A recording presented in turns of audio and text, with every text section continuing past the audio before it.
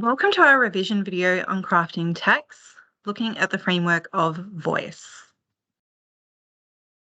As you begin to prepare for your upcoming exam, it's important to revisit the mentor text. For our class, we looked in depth at Mary Beard's Women and Power.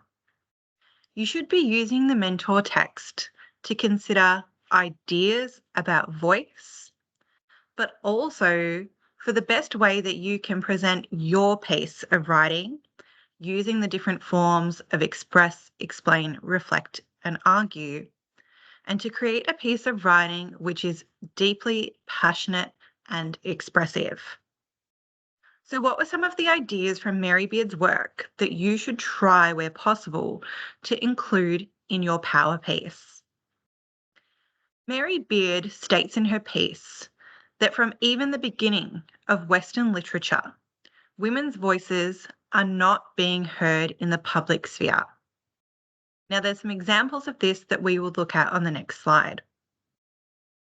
He also conveys that authoritative public speech has historically been portrayed as the business of men.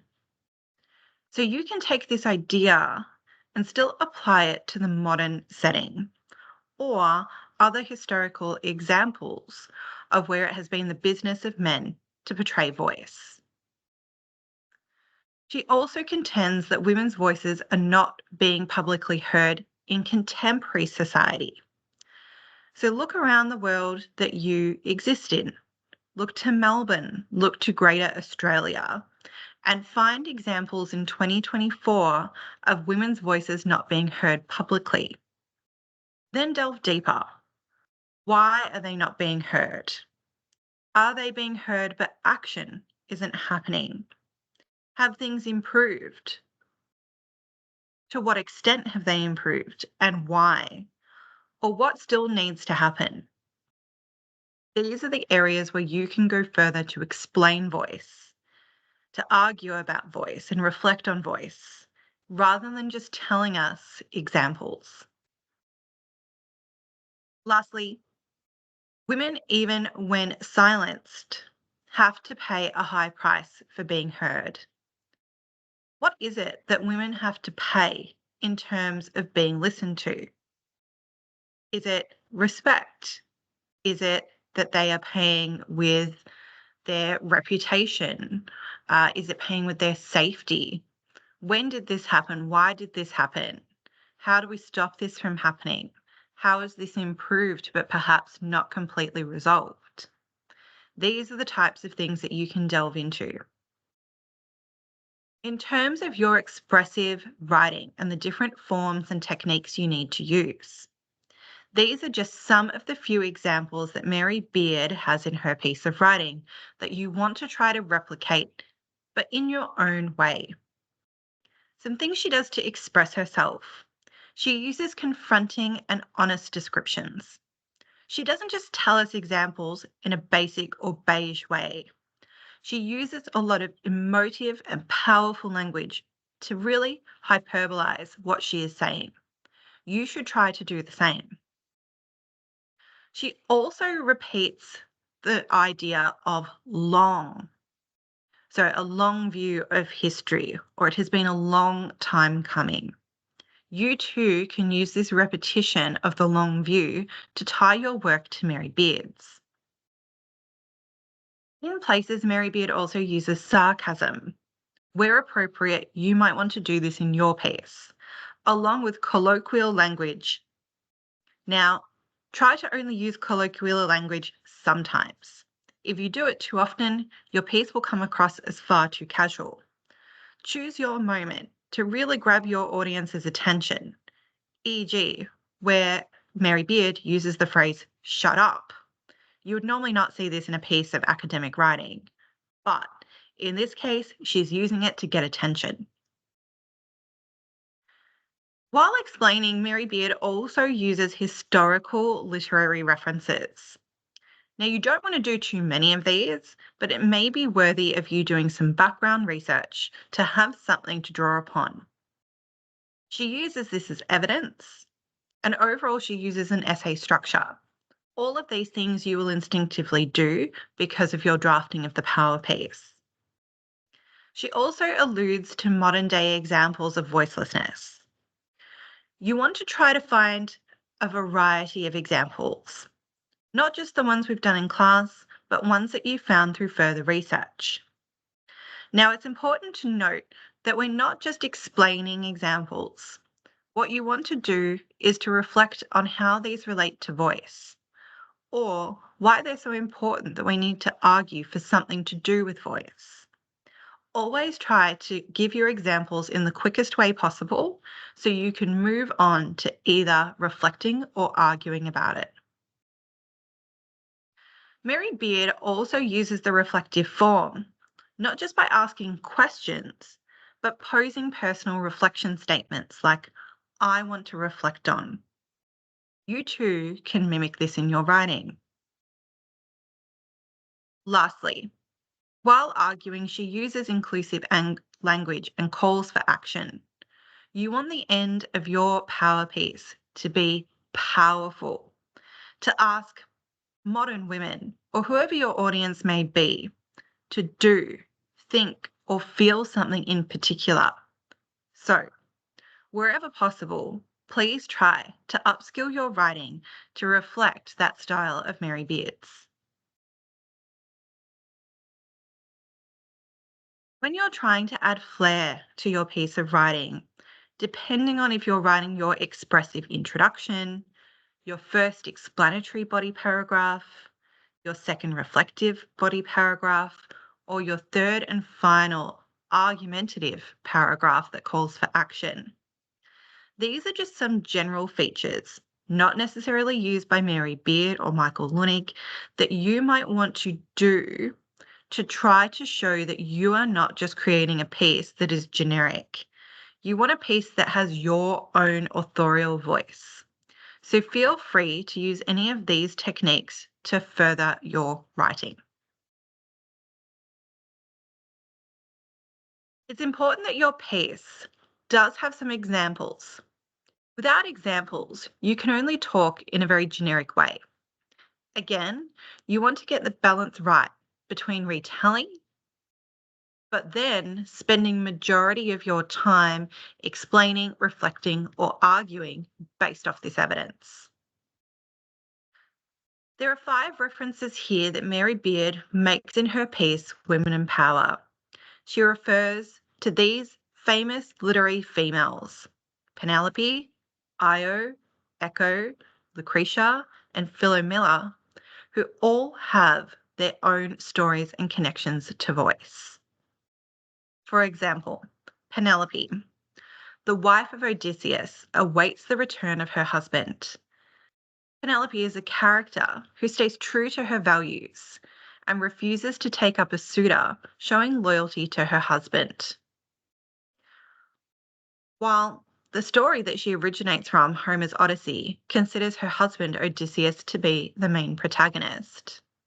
There is another story, the Penelopiad by Margaret Atwood, that shows the true story of Penelope, what she went through, and of course, the way that Mary Beard explains how Penelope was then stifled and silenced by her own son. You too could use this as one of your examples. The next example used by Mary Beard was Io. Io was a beautiful maiden who was turned into a cow, and the animalistic transformation removes her physical voice. It silences the once opinionated woman. But what does this mean about voice? Why would this happen? Why would this be degrading? Why do we need to stand up against this? That's where you would start to explain. Similarly with Echo. Echo was in love with Narcissus and is cursed to repeat the words of others. By doing this, Echo loses her individual expression. And there's a lot of correlation between her name and what she must do. Here we can see, again in a different way, a woman's voice being stifled. But why is that important? Why is that tragic? And how is that reflected in the modern day? There are other examples like Lucretia and Philomela that you can pause this slide and read more about. Another reference made by Mary Beard was the story of Caroline Criado Perez, a UK journalist. While reference to her would give you some credit, what we want to hear when you are talking about Caroline Criado Perez is how this example reflects on the agency of women, how this example reflects on the dangers of voice. What happens when you speak out? Does that put a target on your back? Why? And of course, the new nature of social media. How does this impact voice and bullying online? There's a lot that you can delve into here. But what about some modern examples? Especially Australian examples, if you are using a lot of global examples or examples that are maybe like 10 to 15 years old, the next few slides will be important to you and you can do some further research based on them. Now, again, you don't want to just recount these examples, but pose some serious questions about why they're important to voice and to start to argue about what we should do as a society. The first example that you might want to research further is the 2024 Bondi attack on women. If you are unfamiliar with this example, in the Bondi area at a Westfield shopping centre here in 2024, a series of women and one man were attacked at a Bondi shopping centre. Now, this sparked a huge discussion. When and where are women's voices important? There has been many calls for women to be able to carry capsicum spray to start to protect themselves. And many people are saying we need to listen to these people who are calling for more to be done to protect women. The next thing you might talk about in relation to this incident would be, are voices the only important element? What about actions? Yes, everyone's talking about this event at the moment, but eventually other news items will take over. What actions are important to make sure that this doesn't happen again? Is voice enough? And lastly, how do we use voice to curb the dangerous statistics of violence experienced by women in our Australian society? This is a huge question, and I don't expect you to have all the answers, but it can fuel your discussion. Another example of voice is the use of suppression orders here in Melbourne, Victoria.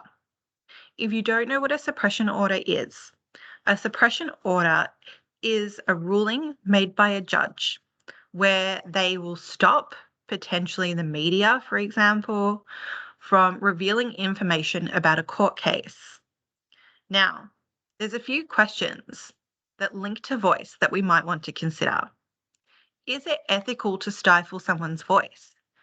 Even if that is a victim of crime or someone from the media, should we be able to stop people from calling out criminals in the public sphere?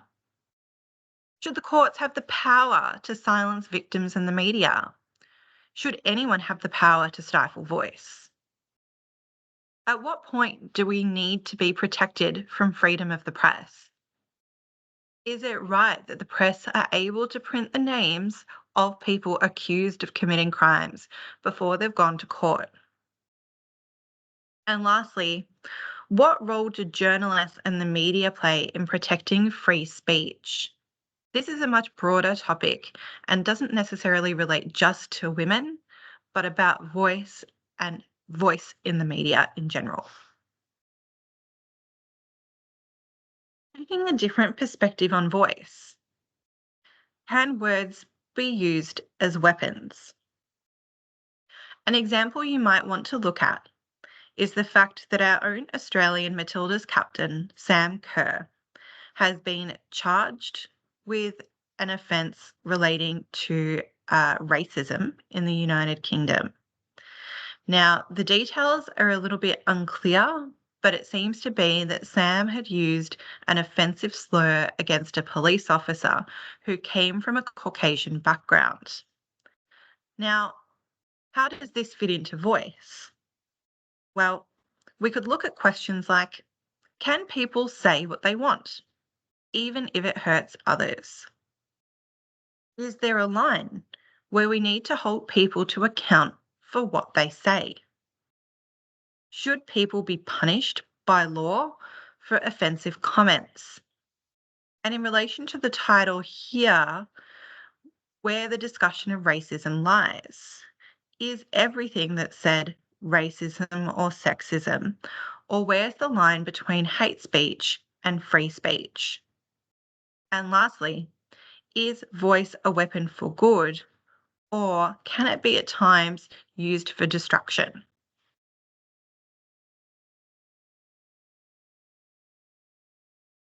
Another example is how voice links to protest. This might be helpful for you as you start to conclude your piece and call for action. Should voices be used for protest? And in this case, we're looking at protest music. One example is where Olivia Rodrigo and Lily Allen threw some shade at American judges who had repealed the Roe v. Wade reproduction laws in the US. They sung a very offensive song and directed it at specific people, but do they have a point? Some of the things that you could consider when looking at this example or other protest music includes: what role does music and art play in voice? Perhaps it's not just about speaking out. It can be about expressing your voice in different ways. Are they as effective? Are they more effective? Do they help us be listened to as a society? Another angle, do women have a greater political voice now than in previous generations? Now, you could be contrasting here the fact that Roe v. Wade is a law that has protected women and it's actually being repealed. But there are a lot of people, in particular women, speaking out against this. So, is it better, worse, the same, or different? Lastly, where's the line between respectful debate and offensive language? How far can you go with your protest music, protest arts, or comments and still be making sure that your voice is respectful and not offensive?